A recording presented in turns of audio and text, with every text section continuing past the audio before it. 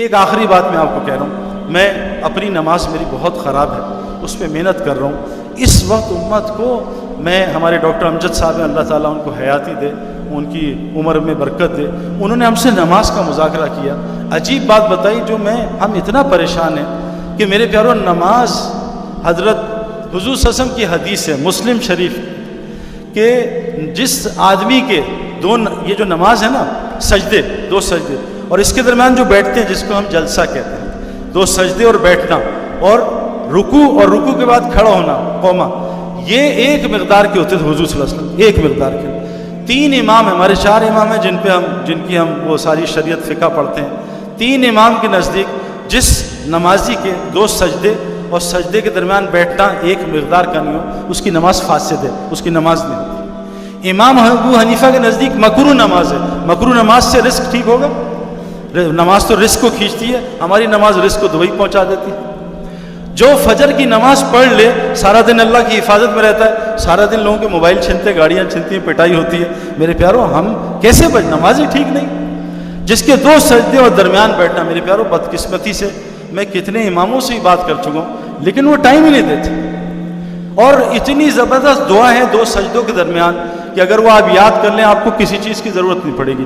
اللہم اغفر لی، یا اللہ مجھے معاف کر دے، ورحمنی، مجھ پہ رحم کر، اللہ رحم کر نہیں رہا آج، وحدنی، مجھے ہدایت دے، ورزقنی، مجھے رزق دے، وعافنی، میرے ساتھ عافیت کا معاملہ کر، ورفعنی، مجھے اونچا کر، وجبرنی، میری ساری کمیاں پوری کر۔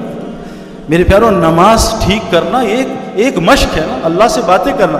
یہاں ایس ایچ او صاحب بلا لیں جان نکل جاتی، جنرل صاحب بلا لیں عاشر پسینے آ جاتے ہیں نا، ابھی بچوں کو پسینے آ رہے تھے تھوڑا، یہ نماز میں اللہ اکبر کا ہے، سارے پردے ہٹ گئے، اللہ سامنے، لیکن ہمیں دھیان ہی نہیں ہوتا، ساری چیزیں وہاں یاد آ جاتی ہیں کہ آج میں نے شام تک کیا کیا کرنا ہے۔ میرے پاس اتنی گزارش ہے کہ حضور کی مسجد میں 4 کلینکس تھے، ایمان بنانا، دین سیکھنا سکھانا، اپنی عبادت، اپنے ذکر کو، اللہ کے دھیان کو ٹھیک کرنا، اور مسلمانوں کے ساتھ کیا زندگی گزارنی ہے جس سے اسلام پھیلا۔ یہ 3 چیزیں جو ہیں تو اللہ کے لیے ہیں، یہ اللہ کے لیے، یہ قرآن کا 25% ہے، اور ہمارے اخلاق، ہمارے معاملات، ہماری معاشرت، یہ 75% ہے۔ بدقسمتی سے مسلمانوں کی اس وقت بہت لو ہے۔ آپ کو عجیب بات بتاؤں، میں امریکہ بہت جاتا ہوں، امریکہ میں 98% لوگ جھوٹ نہیں بولتے، اور ہم دیکھ لیں ہمارا کیا حال ہے۔ ابا جان بیٹا باہر کہہ دو سو رہے ہیں، بیٹے نے بھی جھوٹ بول دی۔ اب بتاؤ وہ جو اصحاب سبت سے ان سے ایک غلطی کی، انہوں نے ہفتے کے دن مچھلی پکڑ لی، ایک غلطی کی تھی، مچھلی حرام نہیں ہے کھانا، مچھلی تو غیر مسلم کے یہاں بھی کھا سکتے ہیں، وہ ذبح بھی نہیں ہے، کھا سکتے ہیں، تو وہ پکڑ لی، وہ ساری قوم بندر بن گئی اتنے سے چھوٹے سے، لیکن اللہ کا حکم توڑا۔ اللہ کے نبی نے فرمایا مسلمان سب کچھ کر سکتا، جھوٹا نہیں ہو سکتا۔ فرمایا جھوٹ انسانی فطرت نہیں ہے، جو جھوٹ بولتا ہے انسان نہیں۔ اب بتائیں ایک مچھلی پکڑنے پہ سب بندر بن گئے، تو جو مسلمان جھوٹ بول رہا ہے وہ انسان ہو سکتا؟ اب گھر میں سب جھوٹ بولتے ہیں، امی بھی درندہ، ابو بھی درندہ، بچے بھی درندہ، ان میں جوڑ کیسے پیدا کریں؟ کہہ رہی جی جنگل میں جوڑ پیدا کر دیں، ذرا آ کے تھوڑا سا بیان کر جائیں، کیسے کر دیں؟ میرے پیاروں اب کیسے آپس میں زندگی گزارنی ہے، اس معاشرت کو سیکھنا پڑتا ہے۔ یہ 4 اعمال سے حضور صلی اللہ علیہ وسلم کی مسجد 24 گھنٹے آباد تھی۔ ہماری مسجد خالی ہوئی، اللہ نے پاگل خانے بھر دیے، ہماری مسجد خالی ہوئی، اللہ نے ہسپتال بھر دیے، ہماری مسجد خالی ہوئی، جیل بھر دیے، بازار بھر دیے۔ جب مسجد خالی ہوتی ہے وہ بستی کی مسجد سب کو بدوا دیتی ہے، یا اللہ اس نے ہمیں برباد کیا، اس کا گھر برباد کر دے۔ جس بستی کی مسجد 24 گھنٹے آباد ہوتی ہے اس بستی پہ اللہ کا عذاب نہیں آتا۔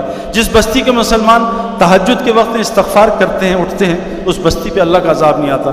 جس بستی کے لوگ آپس میں اللہ کے لیے محبت کرتے ہیں اس بستی پہ اللہ کا عذاب نہیں آتا۔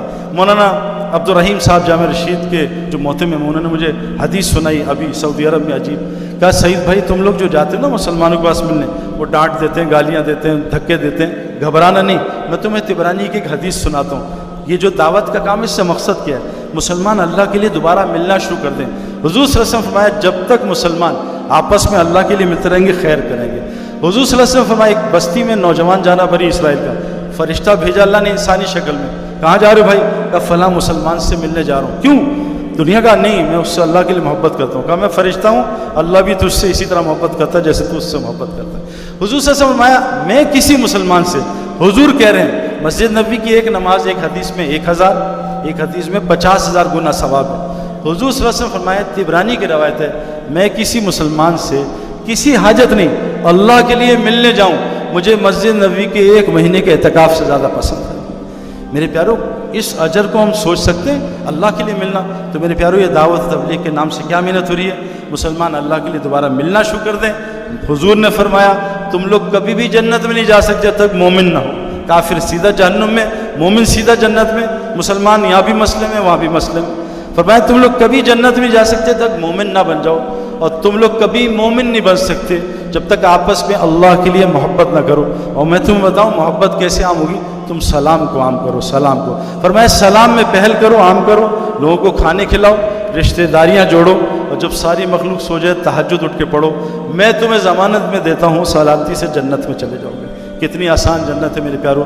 اللہ تعالی ہم سب کو، جیسے میں کھیل والا ہوں، فلاں اسکول والا ہے، یونیورسٹی والا ہے، اور یہ کالج والا ہے، اللہ تعالی ہم سب کو ایمان والا یعنی مسجد والا بنا دے۔